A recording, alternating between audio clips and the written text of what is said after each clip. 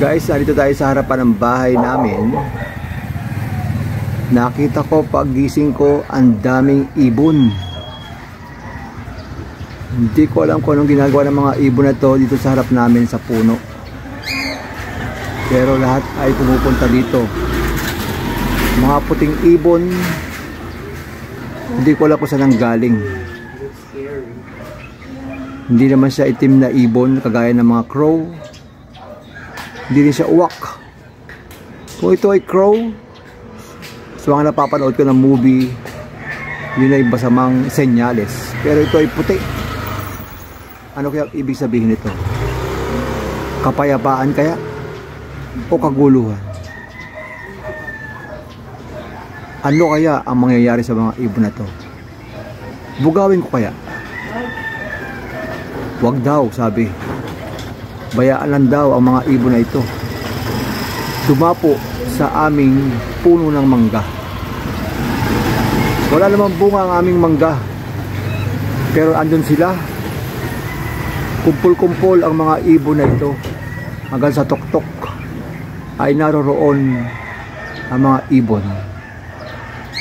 Di ko alam kung anong ginagawa nila dyan. Ba't nandyan sila lahat?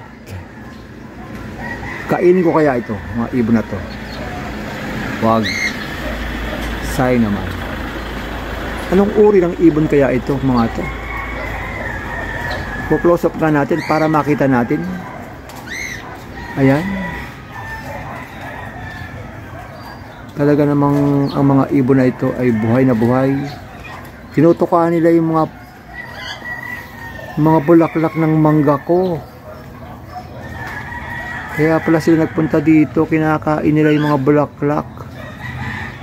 Paano na yan? Malapit na ang summer.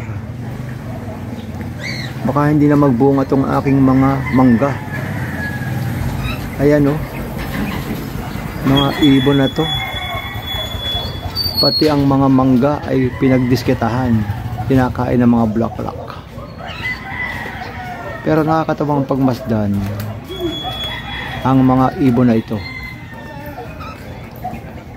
Ang dami ibon. Ang ibon, ang mga ibon na lumilipad ay mahal ng Diyos, di kumukupas. Oh, praise the Lord. Ayan, ito nga sinasabing mga ibon.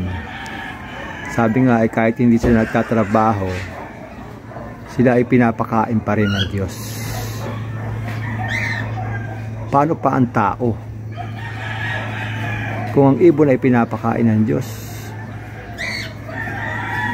lalo pa ang tao na mas mataas kaysa sa mga ibon at mas mahal ng Diyos ay hindi papakainin.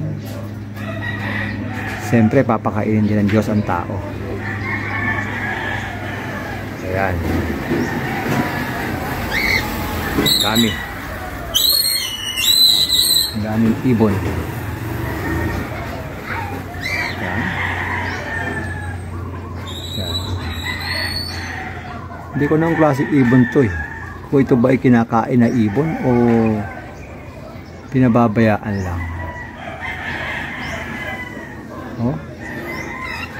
Hindi naman sila nag-aaway-away. Pero pumupunta talaga sila dito. Hindi naman sila nauhulog. Ayan.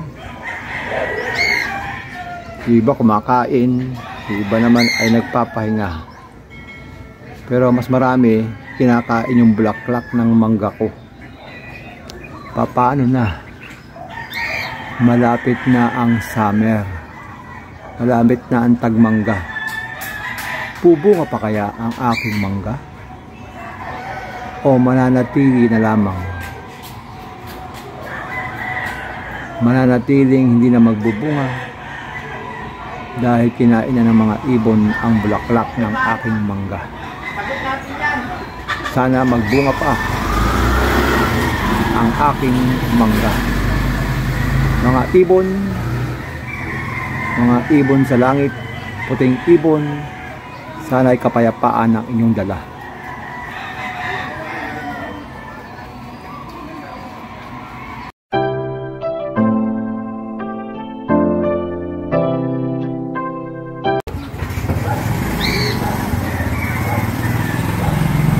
Guys, narito tayo sa harapan ng bahay namin.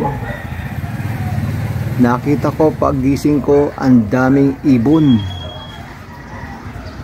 Hindi ko alam kung anong ginagawa ng mga ibon na to dito sa harap namin sa puno. Pero lahat ay pumupunta dito. Mga puting ibon. Hindi ko alam kung saan ang galing. Hindi naman siya itim na ibon kagaya ng mga crow. Hindi rin siya uwak. Kung ito ay crow, sa mga napapanood ko ng movie, yun ay masamang senyales. Pero ito ay puti.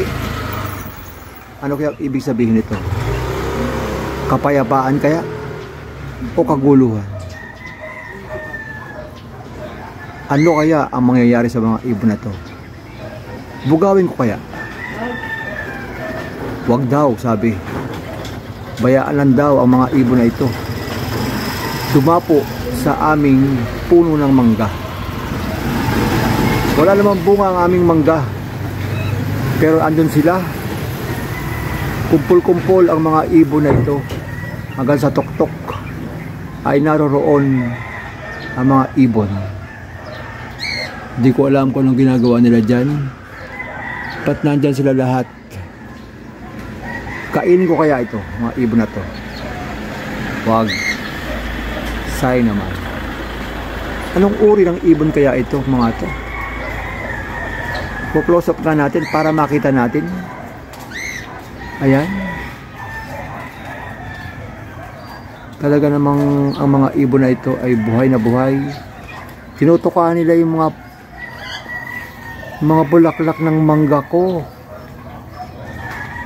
Kaya pala sila nagpunta dito, kinakain nila yung mga bulaklak. Paano na yan? Malapit na ang summer. Baka hindi na magbunga tong aking mga mangga.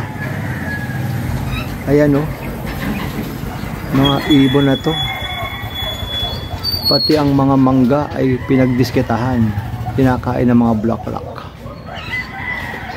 Pero nakakatawang pagmasdan ang mga ibon na ito.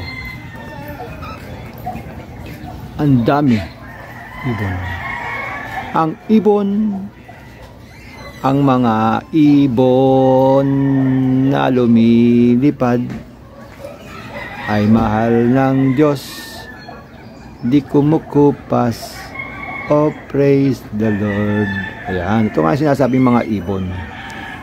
Sabi nga ay kahit hindi sila nagtatrabaho, sila ay pinapakain pa rin ng Diyos. Paano pa ang tao? Kung ang ibon ay pinapakain ng Diyos, lalo pa ang tao na mas mataas kaysa sa mga ibon at mas mahal ng Diyos ay hindi papakainin. Siyempre papakainin din ng Diyos ang tao. Ayan. Dami.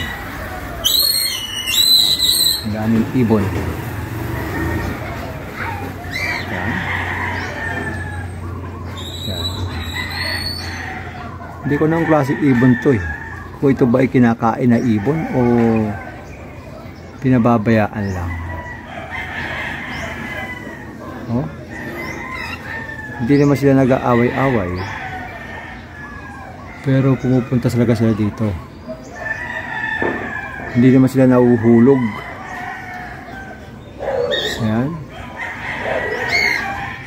Iba kumakain, iba naman ay nagpapahinga.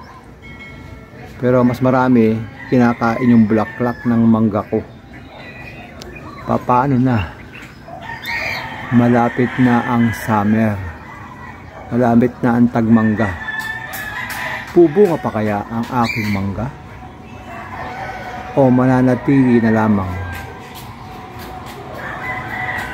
Mananatiling hindi na magbubunga dahil kinain na ng mga ibon ang bulaklak ng aking mangga.